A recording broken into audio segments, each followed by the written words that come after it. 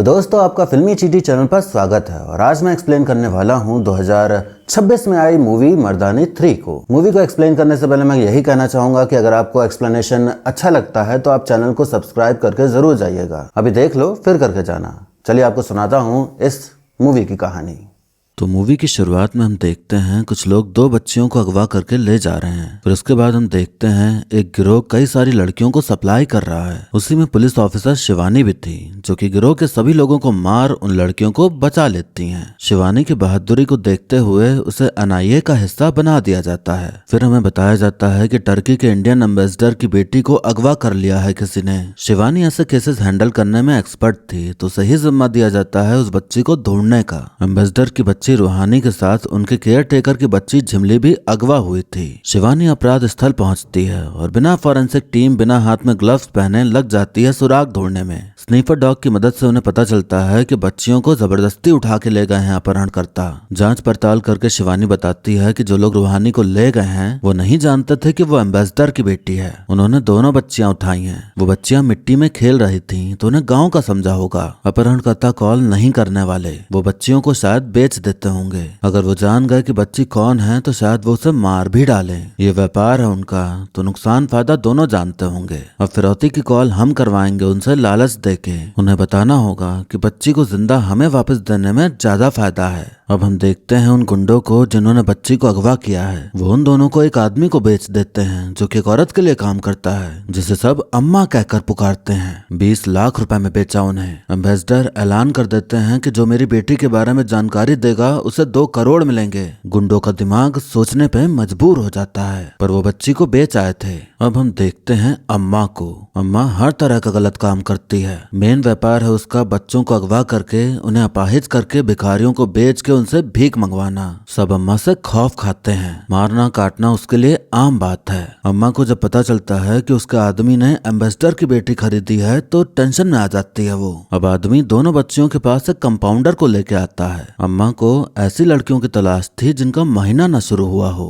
Compounder दोनों को injection लगाता है। जिमली नेगेटिव और रूहानी पॉजिटिव आती है। किस चीज का टेस्ट करा इन लोगों ने ये आगे ही पता चलेगा। तभी वहाँ वो गुंडे आ जाते हैं और इन पर हमला कर रूहानी को उठा ले जाते हैं। आदमी अम्मा को खबर देता है कि वो लोग बड़ी बच्ची को ले गए, वो पॉजिटिव थी। अम्मा कहती है सिर्फ 96 घंटे हैं हमारे पास उसे मारने को, नहीं तो हमारा कर्म कांड पुलिस जान जाएगी। अम्मा फिर किसी और को फोन करती है जिसे नवाब साहब कहती है। जैसा शिवानी ने सोचा वही होता है। वो गुंडे कॉल करते हैं, कहते पैसे लेके कल मेट्रो स्टेशन पे आ जाना। शिवानी फोर्स कर रही थी कि दोनों बच्चों का पूछो, पर एम्बेसडर सिर्फ अपनी बच्ची के बारे में सोच रहा था।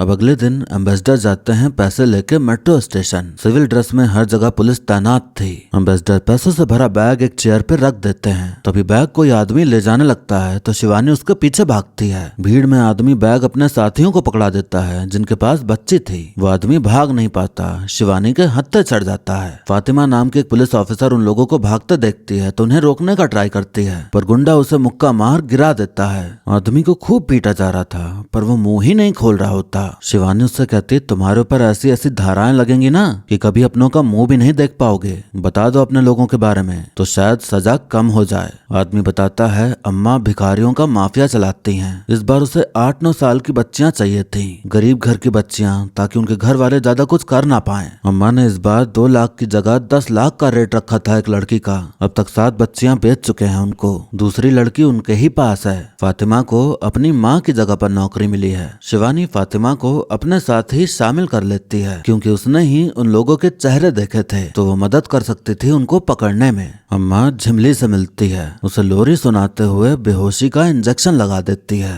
कई सारी बच्चियां गायब हुई थी 3 महीनों में पूरे देश से। जो गायब हुई वो कहीं भी नहीं दिखी। एक भी बच्ची नहीं मिली भीख मांगते हुए भी। शिवानी को फील हो रहा था कि माजरा कुछ और है। शिवानी से मिलने उसका पति विक्रम आ जाता है। कुछ दिन यहीं रहने वाला है वो अपनी बीवी के पास। शिवानी को अम्मा के शूटर्स की खबर लगती है। वो उनके पीछे लग जाती है ताकि वो अम्मा तक पहुंच पाए। वो गए थे किसी को मारने, इससे पहले वो किसी को मारते शिवानी उन दोनों को उड़ा देती है। वो मारने आए थे रामानुजन नाम के आदमी को। वो न्यूयॉर्क में स्टॉक ब्रोकर था, फिर यहाँ के ट्रस्ट खोल दिया। कई सालों से बेगर माफियाओं से वो अकेला लड़ रहा है। पुलिस से ज्यादा इसने गुंडों को जेल भिजवाया है। इस चक्कर में उसके काफी दुश्मन बन गए। रामानुजन का एक हाथ नहीं है। रामानुजन अब शिवानी की मदद करने लगता है बेगर माफिया में शामिल लोगों को पकड़ने में। एम्बेसडर शिवानी के सीनियर को प्रेशर दे रहा होता है कि रूहानी को क्यों नहीं ढूंढा जा रहा। सीनियर शिवानी को फटकार लगाते हैं, तुम्हें रूहानी को ढूंढने को कहा गया है और तुम बेगर माफिया के पीछे लगी पड़ी हो। अम्मा के पीछे टाइम वेस्ट मत करो, रूहानी को वापस लाओ। शिवानी अम्मा के काम में दखल दे रही थी तो अम्मा पहुंच जाती हैं शिवानी के घर। विक्रम मिलता है उसे वहाँ। शिवानी घर आती है तो अम्मा कहती है 13 साल की थी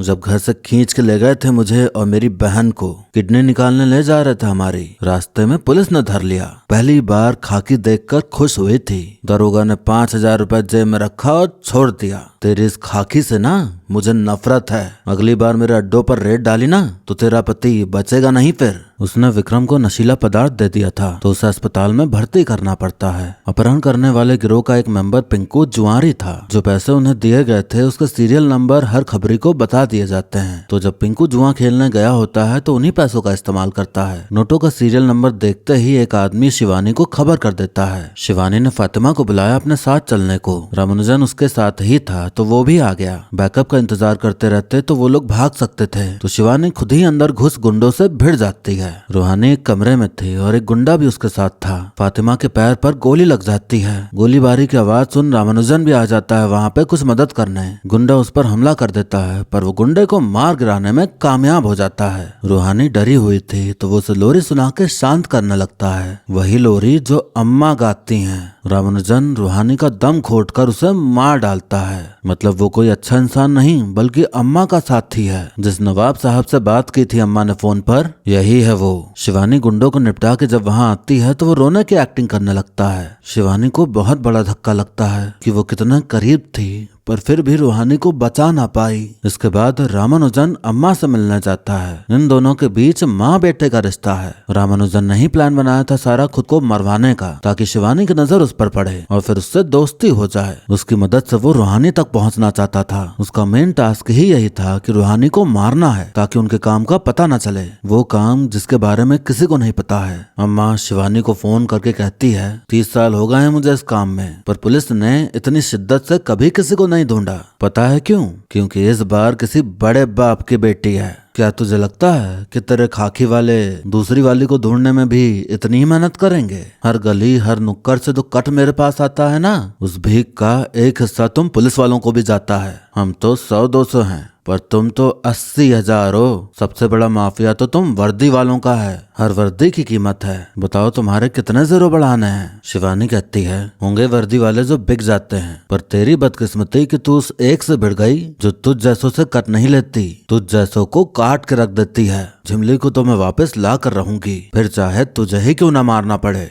इससे पहले शिवानी कुछ करती, सीनियर आकर कहते अब ये केस तुम्हारा नहीं रहा तो अब तहकीकात मत करो। शिवानी उन्हें कन्विंस करने का ट्राई करती है पर सीनियर उसकी एक भी नहीं सुनते। शिवानी काफी ज्यादा डिमोटिवेटेड फील कर रही होती है। समझ नहीं आ रहा था कि क्या करे। विक्रम उससे कहता है इस वर्दी ने तुम्हें शिवानी शिवाजी राव नहीं बनाया, सही के लिए तो तुम वैसे भी लड़ती। ये वर्दी तो बस जरिया है, इसे कमजोरी मत बनने दो। शिवानी अब अनऑफिशियल तरीके से तहकीकात करना शुरू करती है। फॉरेंसिक रिपोर्ट से पता चला कि रूहानी को इंजेक्शन लगाया गया था। क्यों, किस लिए, ये नहीं पता चल सका। फातिमा को पूजा नाम की एक बच्ची का पता चलता है जो कि गायब हो गई थी पर अब मिल गई। अस्पताल में भर्ती थी वो। डॉक्टर बताती हैं उसे सर्वाइकल कैंसर है। इतनी छोटी बच्ची में ये कैंसर कभी नहीं हुआ है। सालों लग जाते हैं इस इन्फेक्शन को कैंसर में बदलने में, पर ये तो ऑलरेडी स्टेज 4 पर है। इस बच्ची की उम्र अभी 10 साल भी नहीं है। वायरस को शायद म्यूटेट करवाया गया है। पूजा के हाथ में इंजेक्शंस के निशान थे। वो बताती है उसे अम्मा के पास ले जाया गया था, वो पॉजिटिव निकली तो अम्मा ने उसे मारने बोल दिया। जो बच्चियां पॉजिटिव निकलती थीं उन्हें एक शमशान घाट ले जाया जाता था। इलेक्ट्रिक दह संस्कार वाली मशीन से उन्हें जला दिया जाता था। पूजा और बाकी 2 लड़कियों को ले गए थे जलाने। तभी पूजा को होश आ गया, देखा कोई नहीं है तो वहाँ से भाग निकली। पूजा जल्द ही मरने वाली थी, ज्यादा टाइम नहीं था उसके पास। पूजा को ड्राइंग बुक दी गई थी मन बहलाने के लिए। शिवानी ड्राइंग बुक देखती है तो उसमें एक बिल्ली बनी दिखती है। उसे लगता है ये तो कहीं देखा हुआ है। उसे याद आता है कि ये रामानुजन के त्रेता ट्रस्ट के लोगों में बनी हुई थी। शिवानी फातिमा के साथ उसी शमशान घाट पहुंच जाती है तो देखने मिलता है कि वो तो उसी ट्रस्ट के नाम से है। वो अंदर नहीं जाते। शिवानी अब रामानुजन के बारे में सब कुछ जानने में लग जाती है। वो जाती है स्कूल जहाँ वो पढ़ा था। पता चलता है कि वो बहुत शैतान प्लस होशियार बच्चा था। घर पे कोई शायद था नहीं, इसलिए कभी पीटीएम में कोई आया नहीं। एक ऑफिसर से पता चलता है कि रामानुजन ने अपने यूएस स्टॉक बेचे थे, पर सिर्फ चौथाई पैसा ट्रस्ट में ट्रांसफर हुआ है, बाकी गायब है। स्कूल से पता चला कि गार्जियन नेम में मोहम्मद असलम नाम लिखा है। फातिमा कहती, क्या पता अम्मा रामानुजन को फंसा रही हो, उसने तो कितने बुरे लोगों को जेल भिजवाया है और हमारी मदद भी करी है। शिवानी कहती, उसने उन्हीं लोगों को जेल भेजा जो अम्मा के कंपटीशन थे, अम्मा को कभी कुछ नहीं हुआ। शिवानी असलम को पकड़ती है जो कि एक जमाने में अम्मा का राइट हैंड था। वो बताता है रामानुजन शैतान है, शैतान। हमने उसे उठाया था भीख मंगवाने के लिए। अम्मा ने उसे ऑप्शन दिया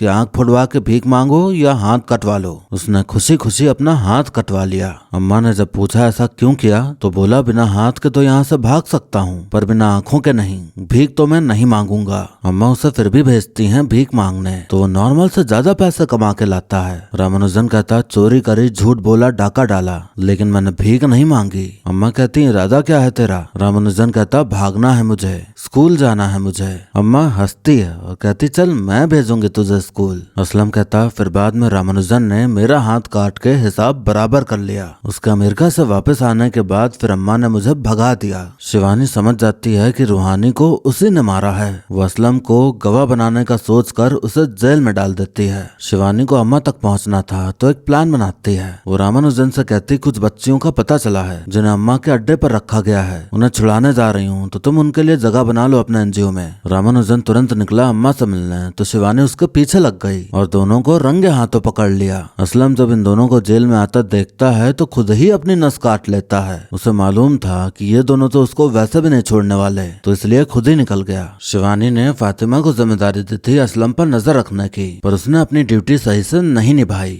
सीनियर शिवानी को फटकार लगाते हैं कि तुमने रामानुजन को क्यों पकड़ा, ये तो एनजीओ चलाते हैं और पुलिस की मदद भी करते हैं, इनके खिलाफ गवाही देने वाला आदमी भी मारा गया तुम्हारी निगरानी में। शिवानी कहती, मैंने इसे अम्मा के साथ पकड़ा है, ये दोनों मिले हुए हैं। रामानुजन कहता, अम्मा मुझ पर कई बार हमला करवा चुकी हैं, वो मुझसे सुलह करना चाहती थी, इसलिए अपने पास बुलाया था। रामानुजन का भोला भाला चेहरा देख सीनियर उसकी बात पर यकीन कर लेते हैं और उसे जाने देते हैं। सीनियर शिवानी को सस्पेंड कर देते हैं। हमें देखने मिलता है कि फातिमा रामानुजन से मिल गई है। रामानुजन फातिमा को काम देता है अम्मा को बाहर निकालने का। फातिमा अम्मा को लेकर फरार हो जाती है। अम्मा बच्चियों और फातिमा के साथ एक बड़े से पानी के जहाज में सवार है। वो उन्हें श्रीलंका ले जा रही है। अलग अलग स्टेट में शिवानी के 2-4 जान पहचान के पुलिस ऑफिसर थे जो कि शिवानी के जैसे ही अपने काम के प्रति ईमानदार है। शिवानी उन्हें इकट्ठा कर एक टीम बनाती है बच्चियों को बचाने और अम्मा और रामानुजन को पकड़ने के लिए। एम्बेसडर भी अब शिवानी का साथ दे रहे हैं इस काम में। अपनी बेटी तो खो ही दी थी उन्होंने, किसी और की बेटी वापस आ जाए यही सोचकर शिवानी का साथ देने लग गए। वो बताते हैं कि श्रीलंका का इंडियन एम्बेसडर मेरा दोस्त है। उसने रामानुजन का पासपोर्ट देखा। उसने नोटिस किया कि वो श्रीलंका कई बार आया है, लेकिन कहाँ जाता है क्या करता है किसी को कुछ नहीं पता है। श्रीलंका पहुँच अम्मा रामानुजन से मिलती है। वो उन्हें एक लैब ले जाता है जहाँ किसी चीज की रिसर्च चल रही है। वहाँ कई सारी बच्चियां हैं जिन पर टेस्ट चल रहा है। रामानुजन फातिमा को बताता है, हम HPV पे रिसर्च कर रहे थे, वही वायरस जो हर साल 6-7 लाख औरतों में सर्वाइकल कैंसर करता है। बायोटेक्नीशियंस ने इसी लैब में HPV का एक नया घातक स्ट्रेन इजाद किया, HPV-X। बच्चियों का सर्विक्स एक तरह से इनएक्टिव होता है और एस्ट्रोजन के लेवल्स कम होते हैं। दोनों ही जरूरी थे रिसर्च के लिए। जैसे ही लड़की हाथ लगी हमने HPV-X इंजेक्ट किया और 3 घंटे के अंदर टेस्ट किट से देखा कि किसकी बॉडी वायरस को अडॉप्ट की, किसकी नहीं। रिजल्ट पॉजिटिव आया तो मतलब काम की नहीं, नेगेटिव मतलब लड़की काम की है। जो बीमारी से लड़ सके वो खून हमारे काम का था। पॉजिटिव बच्चों को छोड़ नहीं सकते थे, वरना उनकी हालत देख उन्हें अस्पताल में भर्ती किया जाता और फिर तुरंत हमारा प्लान रिवील हो जाता। इसलिए मुझे रूहानी को मारना पड़ा। बाकी लड़कियों को हम आग में जलाकर राख कर देते थे। जो लड़कियां यहाँ अभी काम की हैं, काम खत्म हो जाने के बाद इन्हें भी राख कर देंगे। हमें देखने मिलता है कि झिमली भी वहीं पर है। शिवानी ने अम्मा को ढूंढ निकाला, उसकी गाड़ी पर हमला कर दिया। फातिमा गाड़ी चलाते हुए उसे खंडहर फैक्ट्री में ले गई छुपने के लिए। हमें दिखाया जाता है कि रामानुजन किसी विदेशी कंपनी के लिए यह सब कर रहा है। उस कंपनी को एंटीवायरस इंसानों पर टेस्ट करना था, पर वहाँ परमिशन नहीं मिली। फिर उन्हें मिला रामानुजन, जिसने डील साइन की कि वो करवाएगा इंसानों पर टेस्ट। इसके बदले रामानुजन को 10,000 मिलियन डॉलर मिल रहे थे और कंपनी के शेयर्स भी। फातिमा अम्मा को जहाँ ले गई थी वहाँ शिवानी आ जाती है। आप समझ ही गए होंगे कि फातिमा कभी रामानुजन की साइड हुई ही नहीं, वो शिवानी के साइड ही थी हमेशा से। जब असलम मरा तो शिवानी ने प्लान बनाया। उसने फातिमा को रामानुजन से नजदीकियां बढ़ाने को कहा। फातिमा ने ऐसा करते हुए रामानुजन से बात की, उसे हिंट्स दिए कि वो चाहे तो उसकी हेल्प कर सकती है अम्मा को भगाने में। रामानुजन ने उसे 1 करोड़ ऑफर किए तो फातिमा अम्मा को जेल से लेकर फरार हो गई और शामिल हो गई उनके गिरोह में। फिर आगे क्या हुआ आप जानते ही हैं। अम्मा पकड़ी गई, लेकिन फातिमा को अपनी एक्टिंग जारी रखनी थी ताकि रामानुजन भी पकड़ा जाए। वो अपने कंधे पर गोली मार खुद को घायल कर पहुंच जाती है रामानुजन के पास। तभी शिवानी पहुंच जाती है उसके अड्डे पर। कहती अम्मा चाहिए तो बच्चा मेरे हवाले कर दो। रामानुजन कहता आप उन्हें लेकर कहाँ जाएंगी? उन्हीं गरीब घरों में। वहाँ क्या कर लेंगी? पढ़ पाएंगी?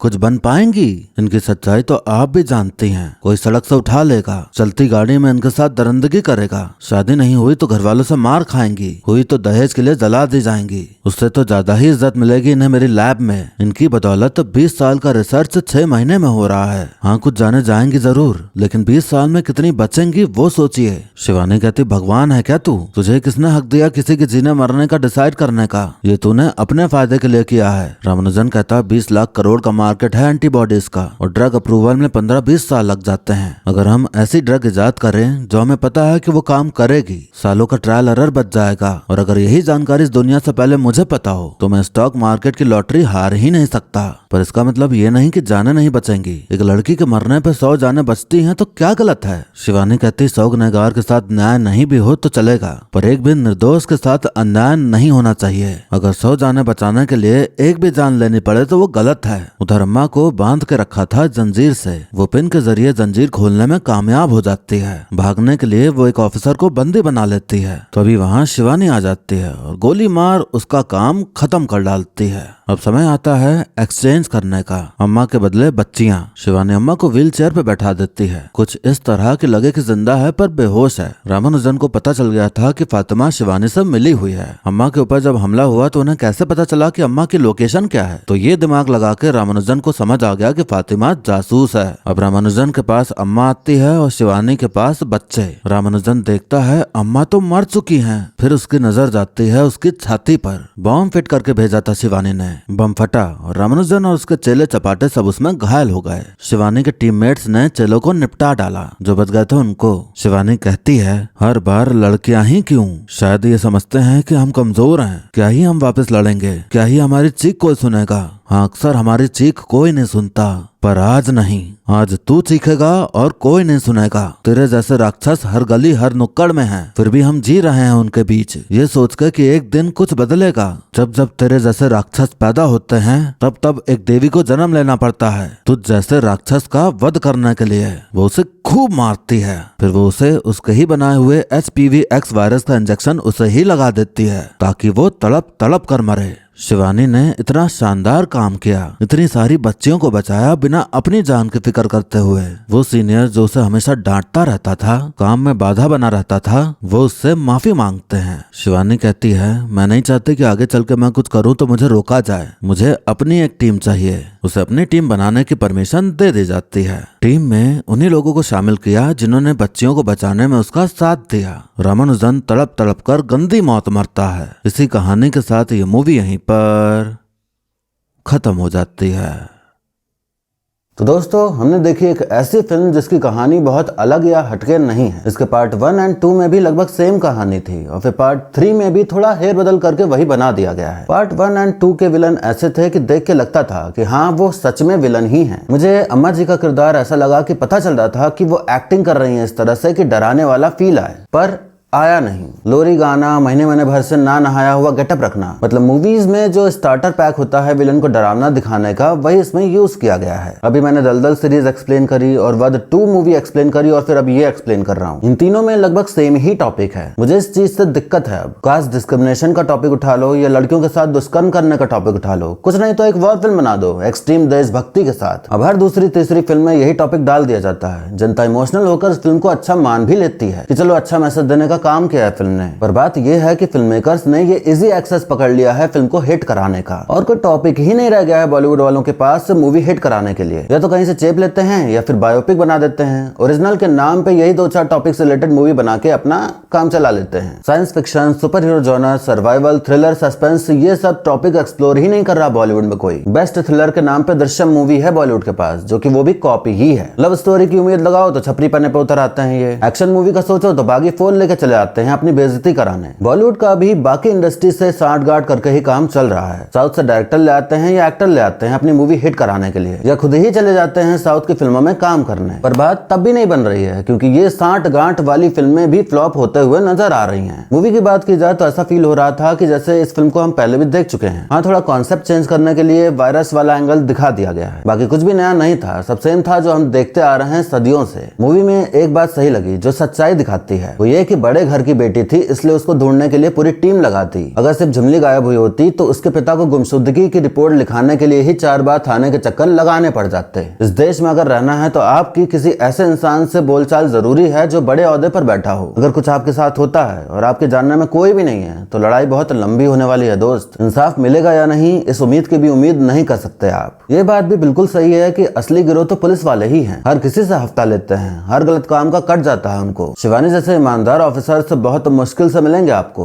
ना के बराबर ही संख्या है इनकी। अब एक्टिंग की बात की जाए तो रानी मुखर्जी का काम हमें सही ही देखने को मिला है। जैसे उन्होंने बाकी पार्ट में काम किया है वही सेम जोश और काम इस पार्ट में भी देखने को मिलता है, और बाकी कलाकारों ने भी काम बढ़िया ही किया है। अब और कुछ बताने को है नहीं। इसकी PR के लिए जो बोला जा रहा था कि काफी पोस्ट हुए थे हर जगह की, जितने भी मीम वाले पेजेस हैं और जितने भी पेजेस हैं वो पोस्ट कर रहे थे कि इतनी बच्चियां गायब हो रही हैं, इतना जो हो रहा है, तो ऐसा लग रहा था कि इनका PR है। पर इन्होंने मना कर दिया कि इनका PR नहीं है, पर ऐसा लग रहा है कि था। हाँ, ये चीज सही है कि ऐसा हो रहा है, बच्चियां गायब होती हैं, रोज होती हैं, कहीं ना कुछ गलत हो ही रहा है। पर ऐसा हाईलाइट कर देना अचानक से जब मूवी आने वाली है ऐसी, तब तो ये थोड़ा सा लगता है कि हाँ कुछ तो किया गया था। पर फिल्म जिसकी है उन्होंने डिनाई कर दिया है कि ऐसा कुछ भी नहीं किया है उन्होंने। अब ऊपर वाला जाने किसने क्या किया है। बाकी और कुछ तो बताने को है नहीं, तो वीडियो को यहीं पर खत्म करते हैं। लेकिन जाने से पहले आप कमेंट करके बताइए कि आपको मेरा वीडियो कैसा लगा। अच्छा लगा हो तो लाइक कर दीजिए और नहीं अच्छा लगा हो तो डिसलाइक का भी ऑप्शन आपके लिए मौजूद है। ऐसे ही मेरी आवाज में वीडियो देखते रहने के लिए चैनल को सब्सक्राइब कर लीजिए ताकि आपको आने वाली वीडियोस की खबर मिलती रहे। बाकी मिलता हूँ अब अगली वीडियो में, तब तक के लिए टाटा बाय बाय और